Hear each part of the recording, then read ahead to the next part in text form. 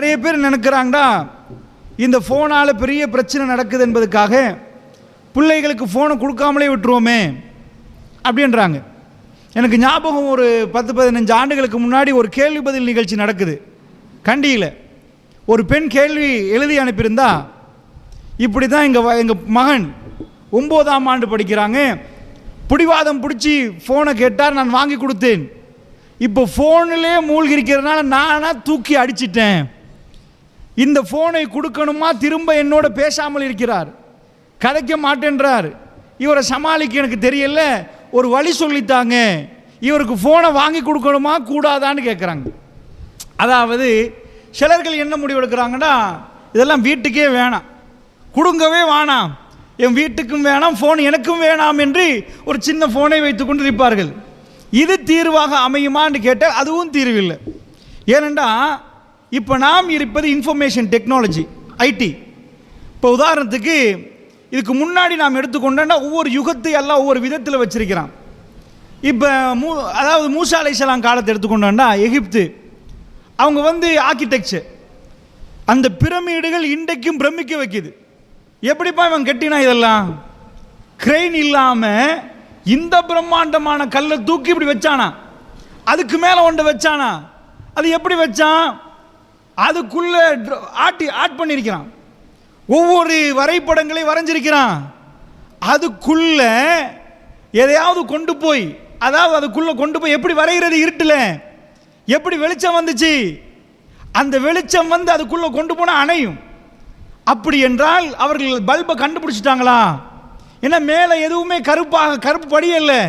இப்படி நிறைய ஆய்வுகள் பண்ணி இன்றைக்கும் உலகத்தில் அதிசயங்கள் பட்டியல், அதிசயம்னா 100-1000 இல்லை, 7 wonders of the world, 8 அப்படி 7 8 இப்படி தானே வந்துச்சு. இதுக்குள்ளே கொண்டு போய் பிரமிடு சுருற அளவுக்கு அவ்வளோ பிரம்மாண்டமான ஆர்கிடெக்சர் அவர்கள் காலத்தை பொறுத்தளவில் அந்த மாதிரி ஒரு யுகம்.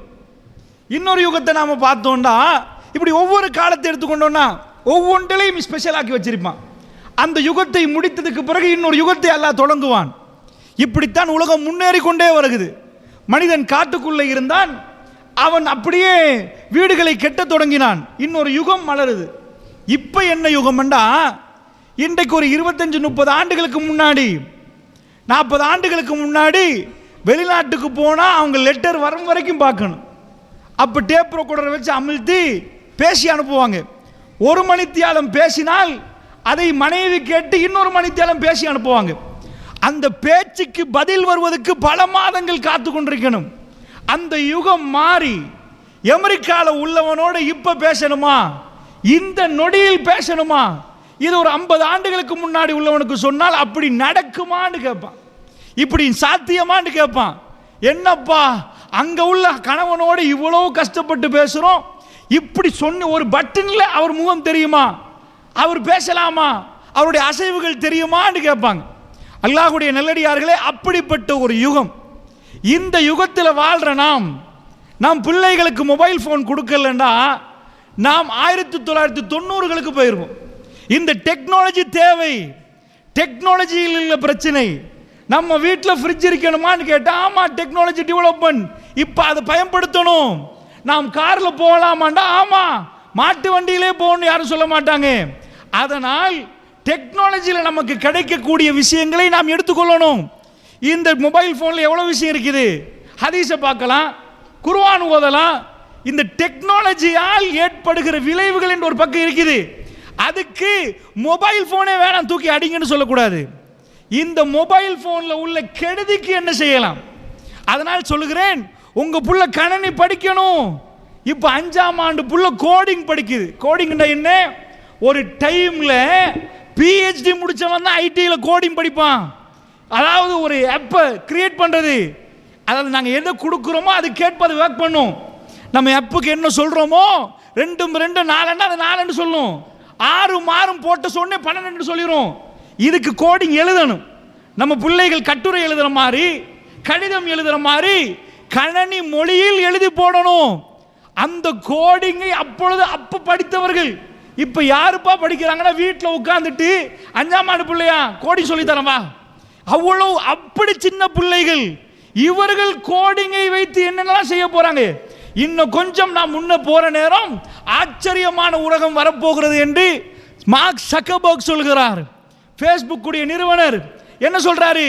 இதுக்கு பிறகு நீங்க எல்லாம் வேலைக்கு போக வேண்டியது இல்லை, வீட்டில் உட்கார்ந்துட்டீங்கன்னா ஃபேஸ்புக் இன்னொரு உருவம் எடுக்க போதாம். அதற்காக பல பில்லியன்களை போட்டு உலகத்தில் ஒரு பெரும் புரட்சியை உண்டாக்குவதற்கு அவர்கள் தயாராகிறாங்க. என்ன புரட்சி?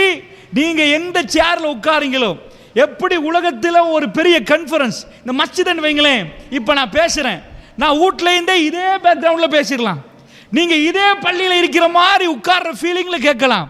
ஒரு ஜஸ்ட் ஒரு சாதாரணமான ஒரு கண்ணாடி தான் தர்றாங்க, அதை போட்டால் உங்களை பிடிக்கலாம், உங்களுக்கு சலாம் சொல்லலாம். இந்த மாதிரியான ஒன்றை அண்மையில் வரப்போகிறது என்கிறார்கள். அல்லாஹ்வுடைய நல்லடியார்களை எங்க எப்படி போகுது என்று தெரியல.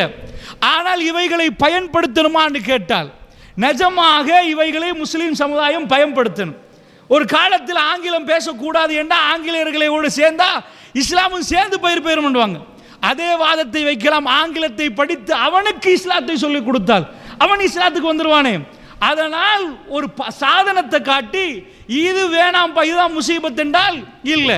வீட்டில் கத்தி இருக்குது, கத்தி இருக்கிறதுனால வீட்டில் சின்ன பிள்ளைகள் குத்தி கொள்ளலாம், ஏதாவது பண்ணலாம், அதுக்காண்டி கத்தியே வேணான்றதா இல்லை.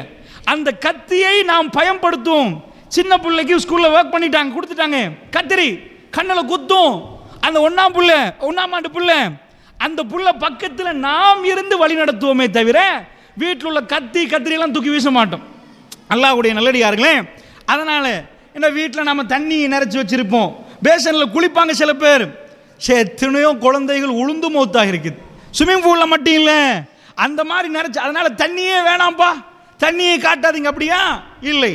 அன்பார்ந்த சகோதரர்களே, இந்த நேரத்துக்குள் நான் என்ன சொல்ல வருகிறேன் என்றா, இந்த மொபைல் போனால் சீரழிவுகள் ஏற்பட்டதா என்று கேட்டால் சந்தேகமே இல்லை, அது பெரும் முசீபத்தை உண்டாக்கி இருக்குது.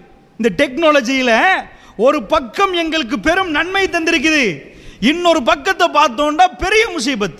அதை நான் சொல்லி நீங்க புரிய வேண்டிய தேவையில்லை, அன்றாடம் உங்க காதுக்கு கேட்கும்.